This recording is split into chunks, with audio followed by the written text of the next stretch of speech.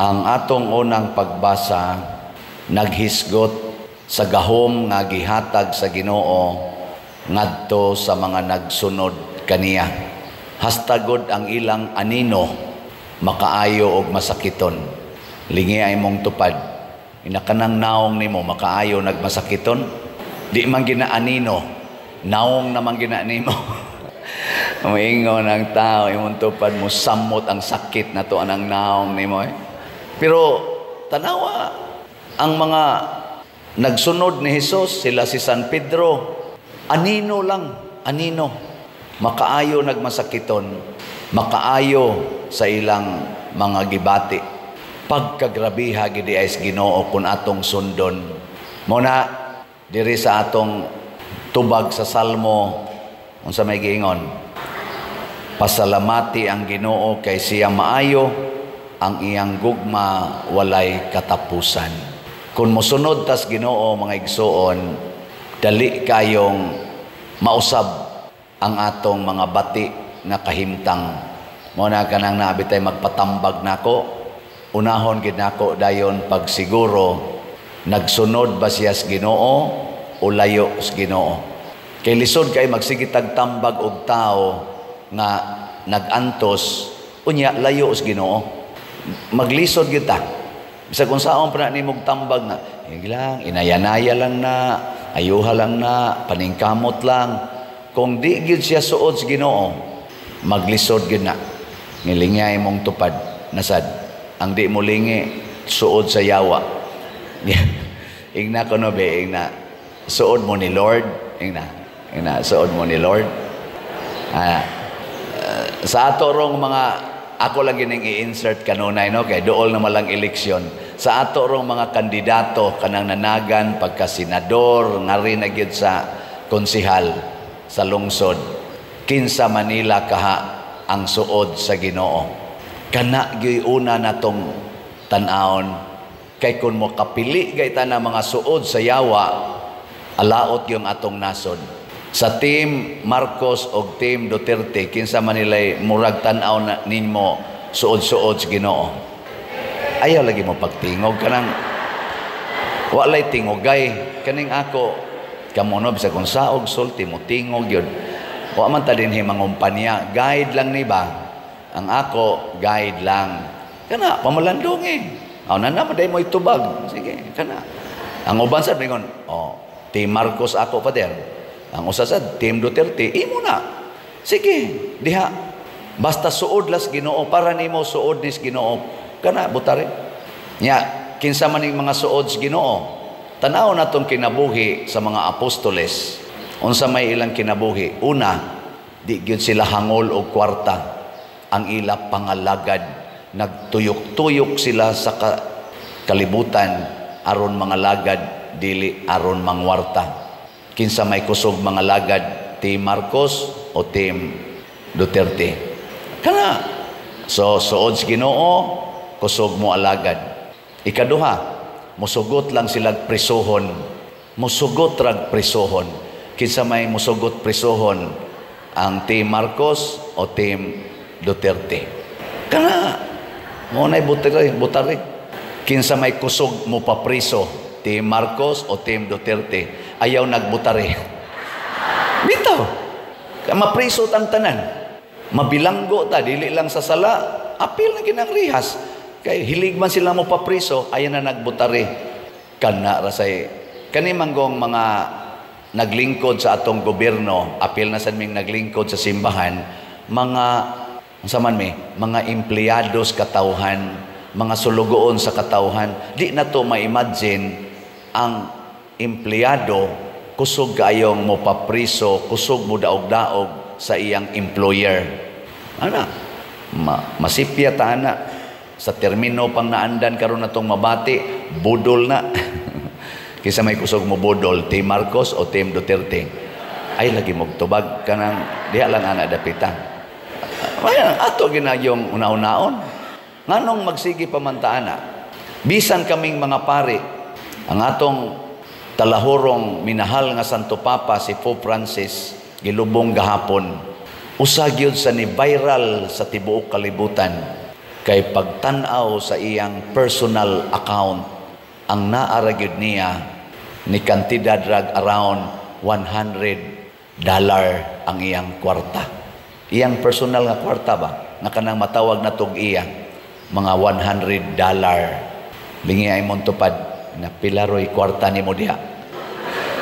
Lingi ba? Mas dato pa kang Pope Francis. $100. Pila man na ang kantidad na i-convert og piso. Nas mga 6,000, 5,000 kapin. Lupig siya nako. Kadawat man kog akong stipend allowance atong niaging Bernis. Diya pa sa kong bulsa. Wa man say ni dool na kong madre. Pero tiksan kog madre, wag tanda yun eh. Maluoy mo ko ng madre, ambot ngano. Sa ato pa di ay ang tinuod nga suod sa Ginoo, di gyud hangol og kwarta, di sad magsigtipig og kwarta. Muna kamo kung suod mo sa Ginoo, magsige ra gyud mo palit og slot. Sige ra gyud palit og slot. Kanang way palit-palit og slot, mga suod na siyawa. Ay yung mo duko-duko di. Father sa doy. Na magiusay mangumpisal na ako, musumbong sa ilabang kalagot ba? Ako pa din naglagot bi ako nimo. Ano man? Inon maminimo nga og di mo palit og slot, dili mi malangit. Nako di din at tinuod. Maglalis na numis kumpisalan. Nako na kay kwarta. Lagi pa dir niya naa sa tay panginahanglan gud nganong imo man tang i-curse nakuha ko nag-curse nagsulti lang ko tinuod ba nga kung hangol kay kag kwarta labi na gyud partig simbahan di jud ka mo share anang 100 pesos nako siyaro sa 100 pesos di ka mo share sa usa ka semana o di jud ka share og 100 pesos para sa simbahan nya imo pag nang ikasuko nya imo pag kung duolon kay kumpisalan ko nimo sige og dinhi tunulin na lang di man sad mo tunol yawan on yun mo na sa atong ikaduhang pagbasa sulti dinhi sa Ginoo nga isuwat si Juan kani si John mao ning the beloved apostle mao ni ang nagpapuyo ni Mama Mary human namatay si Jesus mao nang ang iyang kasing-kasing ang iyang hunahuna niabot ngadto sa langit nganuman kay si Mama Mary ni kuyog niya. Si Mama Mary maoy nakatugkad gyud diin gikan si Jesus ug kinsa si Jesus ang inahan. Mao nang si Juan ang iyang knowledge lawom kayo. Kung basahon ninyo ang Gospel ni John o kaning Book of Revelation, naghisgot og langit, naghisgot og impierno kay nganuman na nakatuna na niya ni Mama Mary. Muna gipasuwat ni matud pagidiri sa ebanghelyo daghan kay gibuhat ni Jesus nga wa niya gisuwat ang iya lang gisuwat mao kadtong makahatag natog kinabuhi unsa man ang kinabuhi kana bang motuo tas Ginoo nga siya gid ang manluluwas dili ng kwarta dili ng mga kandidato nato dili ng atong presidente dili gani ang Santo Papa mga obispo mga pari di na mao'y manluluwas dili ng imong ginikanan, dili ng imong bana, dili ng imong asawa, dili ng imong employer mo'y manluluwas, dili ng mga drug lord kanang mohatag nimong kwarta, di na mo'y manluluwas. Ang manluluwas ra gyud ang Ginoo. Hilingi imong tupad. Ing na sugod karon sabat nako, nasugod karon din agyog ko mosalig nimo. Ing na ba? Lisod kayog anha ta mosalig anang imong tupad. Asa man ta mosalig sa Ginoo. Adto ra gid niya. Ayaw anang imong tupad oy. Wa magi siguro karong hapon patay na na. Bitaw. Di pwede. Pwede. Pope Francis gani ni apil pag Easter Sunday, pagkaugma Lunes, patay naman. Makasya ko Dili na pwedeng kuan. Moingon ta nga mosalig ko nimo kaning nagpasalig-salig nga mga kandidato og di gina sila suod sa Ginoo pikat ana nila Wa na sila mahimo muna makadiyos, makabayan, makatao gyud unta, dili makapera, makapangyarihan, unsa pa nang uban diha? Sakim sa kapangyarihan. Matod pas Tagalog. Mao nang taktako na nato sila.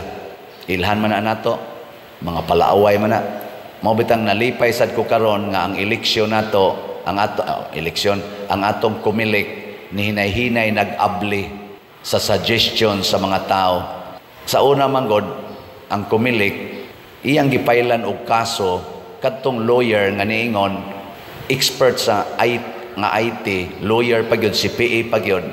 Niingon siya nga ayaw lagi na i-connect sa internet ang machine samtang dili pa na makahatag sa iyang counting anang presentuha. Kay i-connect na ninyo sa internet, peligro gina nga mahak nya adto dito mamanipulate ang resulta.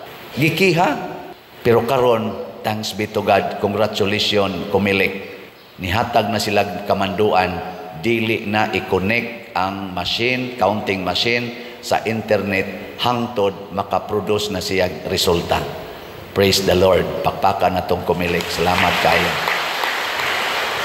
At least man lang sa level sa presinto, klaro na to nga ang imong gibutar mao giihap sa machine. Inig-transmit ana, posible na sana nga tuwa dito ang adjustment. Pero at least ma-verify na sa kandidato. Matrace naman na uptick mo sa ganyan ato mga watchers sa mga kandidato. At least ba, nanay check and balance. Kay gakinahanglan tag honest persons to count the votes of Filipinos. Dili nang dagdag bawas nya kwarta gyapoy magbuot. Mawa tas kamatuoran, mawa ta sa Dios nung kinabuhi. Mo nang ang ato rong nasod ting ubusa. Hinoon murag karong si Manaha, madayon magitingal itong tag 20 pesos ang kilos bugas. Kanang andama na ninyong kwarta, pamalit mo maayo. Kay nakahibaw jud ko nga di gina magdugay. Labing dugay ana nga pamaligya kana tingin usa ka buwan. Human ana mawa na pahimusli gyud. Pero naara ba sa gipost karon dito social media nga ang ilang napalit kuno tag 29 ang kilo, purti mang bukbok hinoon dito sud. Pag ukab sa sakob, kamang-kamang mang bukbok, ipikturan pag yun. Na social media karon tag 29 pagani kuno to, unsa ka kunoy mo puyo og tag 20 na. Pero let us give benefit of the doubt kay mga official bianas gobyerno ang nag-declare ana nga dinhis Visayas na anay tag 20 ang kilo. Murag karong si Manaha magsugod andam na inyo dihang kwarta. Ready gyud, grab the opportunity tag 20. Kadako adang kuan nya maapil ganing bukbuk kan ala sa gapil ka. Ayaw sa day kana kadto sang nindot ana. Sige manindog na ta mga buutan.